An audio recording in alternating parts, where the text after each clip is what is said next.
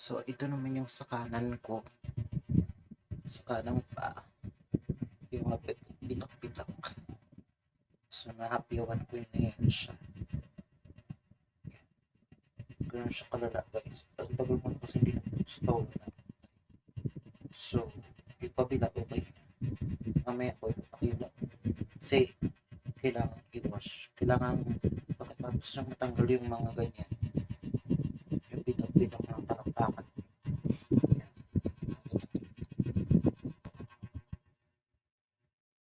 Yung tatanggal. Tanggal na yun sa kabila, guys. So, yan naman yung mga natanggal ko. Yan. Yan siya. Yung dry skin ng talampakan. Siya. Papakita ko yung kaliwa at kanan. Kikita niyo sa picture. Pahinga muna ako sa saglit. Medyo pagod. Mahirap kayo mag-boots pa. Kailangan mo ng pwersa ng katawan. Tapos, yan, tatanggalin natin. Tatanggal na yun sa kapila. So, flex ko na lang yung kapila. Kahit hindi pa siya hugas. Pero, kailangan siyang hugasan, guys, ha. After inyo mag-boots pa, hugasan nyo siya. Para flawless ng water. Wala kayong ibang ilalagay after nyo boots pa. Pwede lotion, put lotion. So, ayan na siya. Yan na yung wala ng bitak-bitak. Pansin nyo sa ibang video po, may mga bitak-bitak. Even yung dito. Yung dito. Yan siya.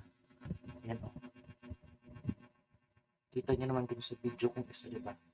Sobrang daming bitak. Yan siya. Wala na. Makinis na siya. Actually, makinis siya. Maganda na siya. Wala na yung bitak-bitak, guys. Kita nyo naman. Tanggal yung bitak-bitak. So, tanggal talaga. Yung sa kabila kong paa. Bali, di ba ito, kanan. Yung kaliwa po, ito. Wala. Ayan siya. Yan siya. Yan yung kaliwa. So, hopefully, another 30 minutes na naman. Let's see.